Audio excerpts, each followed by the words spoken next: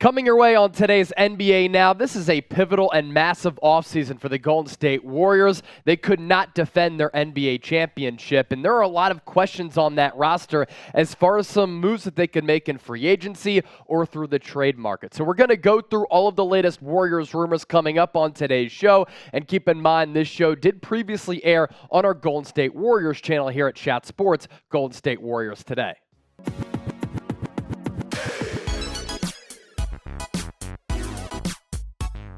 Welcome back into Golden State Warriors Today. Hope all of you out there are having a fantastic week. A lot to touch on and get to on today's show. But first, one of the cool things about hosting this show is seeing where people are watching from. Honestly, we look at the numbers, we look at the analytics. People tune into Warriors Today from all across the globe. So let us know where exactly you are right now in the comments section so others can see that Golden State Warriors Today has gone worldwide. As for what we're getting into on today's show, could the Dubs trade for Jaylen Brown if he's made available if the Boston Celtics lose in ugly fashion to the Miami Heat? One ambitious trade for Golden State as well that we'll unpack, and Steph Curry wins an award. What is it? We'll tell you a little bit later on in the program. Let's start here. Jaylen Brown. So the Boston Celtics able to avoid the sweep at the hands of the Miami Heat by winning Game 4. The series now goes back to Boston for Game 5. If the Celtics do win that game, all of the pressure is on the Miami Heat at home for Game 6. But if they lose Game 5 at home, a lot of the conversation and discourse around the NBA is going to be about Jaylen Brown, Jason Tatum, and can they coexist or not. Now, they've made it to a lot of Eastern Conference Finals. They made it to the NBA Finals together last year, but it has looked a little bit clunky throughout this playoff run, and some people believe that a change of scenery from one of their star players and changing up the roster a little bit is going to allow the Boston Celtics to finally get over the hump. Brown has been at the center of a lot of NBA trade rumors for the reasons that I listed, and if the Celtics don't win the NBA Finals, a lot of people do believe that changes will be made.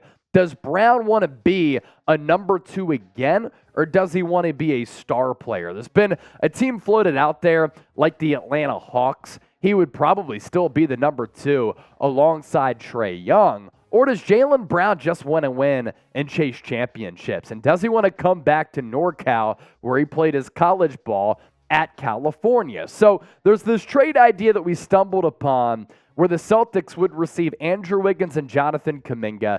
They get a much-needed wing with size who can play the front court in Kuminga and a very good two-way player in Andrew Wiggins, but they're less of an offensive player than Jaylen Brown. What that then allows Jason Tatum to be is the bona fide number 1 option on the offensive end, where you get to the fourth quarter and there's not a question about who's going to take a shot. Jason Tatum doesn't always have to defer. He can be the guy that he was at the end of Game 6 against Philadelphia and in Game 7 against the Sixers, who goes off and displayed this unbelievable offensive outpouring of points. Whereas sometimes at the end of games, it's like both of those guys, JB and JT, are looking at each other. It's like, you want to take the shot? I want to take the shot. Who's going to take the shot? Jaylen Brown's a really good player. Is he a number 1? I don't believe so. I think in order to be a number 1, you need to be a little bit better of a ball handler. You need to be a little bit more consistent, but he's a very good defensive player. He's improved his offensive arsenal. He has become very well-rounded, and he is a dog in the NBA at a position that a lot of teams are desperate for. That's at that wing spot. NBA analysis on that trade.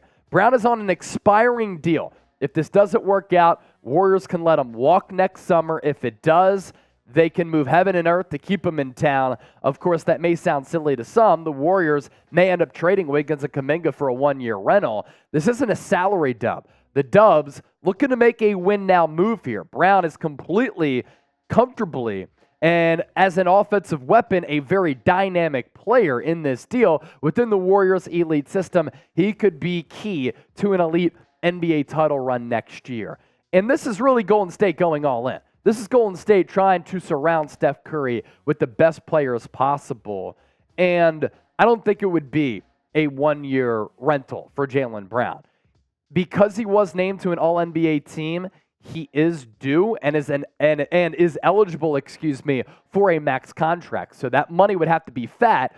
But if you get rid of a Jordan Poole at some point this offseason, you get rid of an Andrew Wiggins, that clears up a lot of money, and then you look ahead. Do you bring back Klay Thompson as he's entering the final year of his deal on a contract extension? That could save you even more money. And you get a little bit younger with Jaylen Brown as well. So would you do it? Would you trade for JB? Let us know down in the comments section. T for trade or P for pass. Embrace debate among Dub Nation. I know it's a hot topic on these social media streets. As for Andrew Wiggins, Jaylen Brown's the better offensive player than Andrew Wiggins. Wiggins slightly might be better on the defensive end of the floor.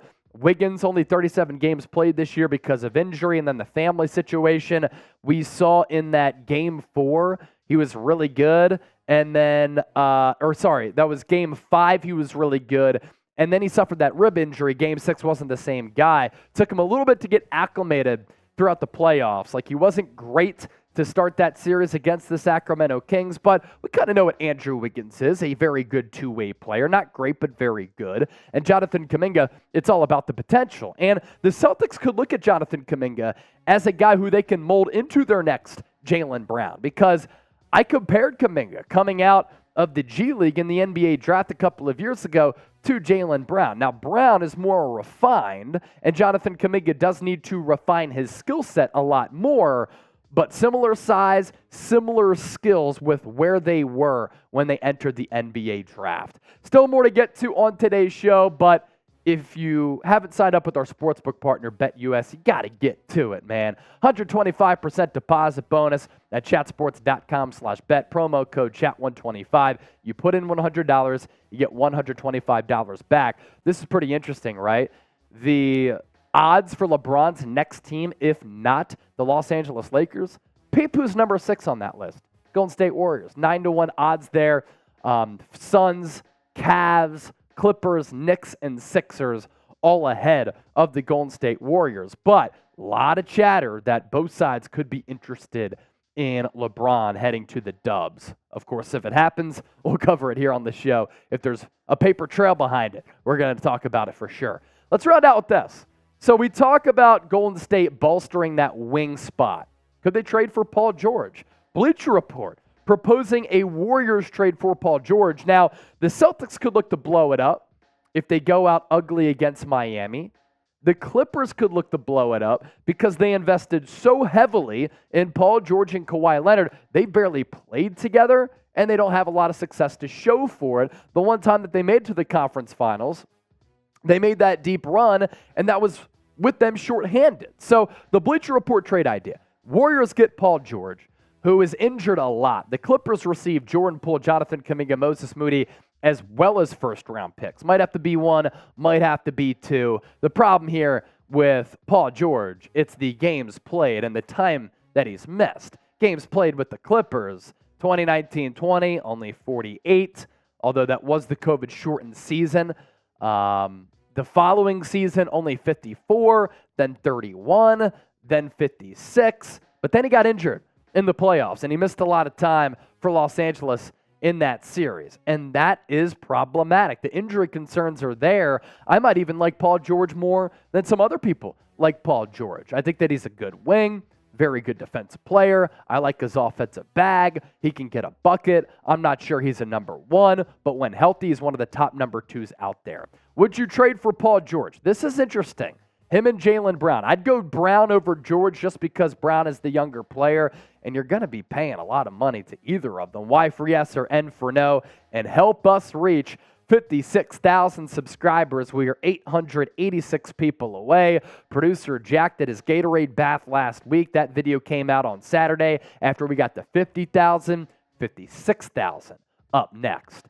Steph Curry winning an award. He was named the Kareem Abdul-Jabbar Social Justice Champion by the NBA. Here's what Steph had to say about that new hardware, and he's racking up the hardware, man. As an athlete, I consistently leverage my platform to amplify advocacy and address the pervasive issue of systemic racism. I firmly believe that we must be vocal both on social media and in real life. I love that part, and in real life, because social media doesn't always do the job, taking tangible actions to affect real change in our society and for generations to come. Steph continues to be an impressive person on and off the court.